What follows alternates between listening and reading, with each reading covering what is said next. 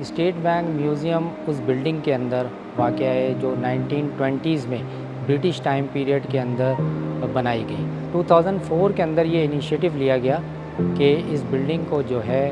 Museum کے اندر convert کیا جائے کہ اس کا کوئی ٹکٹ نہیں ہے، کسی قسم کی کوئی فیس نہیں ہے، یہاں پر آنے والا جو ہے وہ فری میں جو ہے آ کر اور میوزیم کا وزٹ کر سکتا ہے۔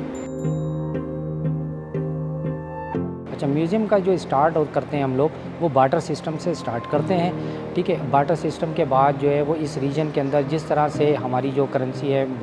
منی ہے، وہ ایوالو ہوئی ہے، ٹھیک ہے نا۔ کوائنس کے بعد جو ہے کچھ ٹائم پیریڈ کے لیے اسٹیمپ بھی ایز اے منی کے طور پر یوز ہوئے، وہ پھر بینک نوٹ، اور چلتے چلتے پھر جو ہے پلاسٹک منی، اور پھر جو ہے وہ ڈیجیٹل بینکنگ کے اوپر آتے ہیں۔ اس کے اندر ہمارے پاس جو ہے اسٹیٹ بینک سے ریلیٹڈ بھی گیلریز موجود ہیں، جس کے اندر اسٹیٹ بینک کے گورنرز کے پروفائلز،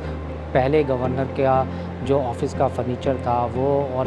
ان سے منسلک چیزیں جو ہیں وہ رکھی گئی ہیں۔ اگر ہم کوائن گیلریز کی بات کریں تو یہاں پر 600 قبل مسیح سے لے کر موجودہ دور تک کے کوائن جو ہیں وہ ڈسپلے کیے گئے ہیں۔ جب ہم مین ہال میں آتے ہیں تو یہاں پر بینک نوٹ سے متعلق مختلف مشینز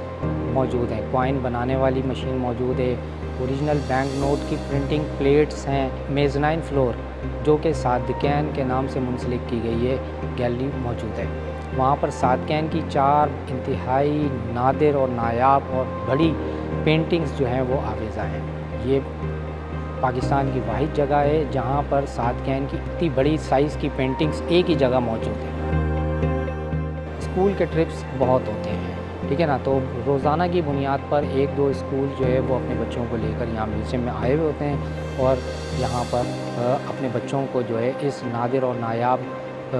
جو قیمتی اثاثہ ہے اس سے روشناس کرا رہے ہیں۔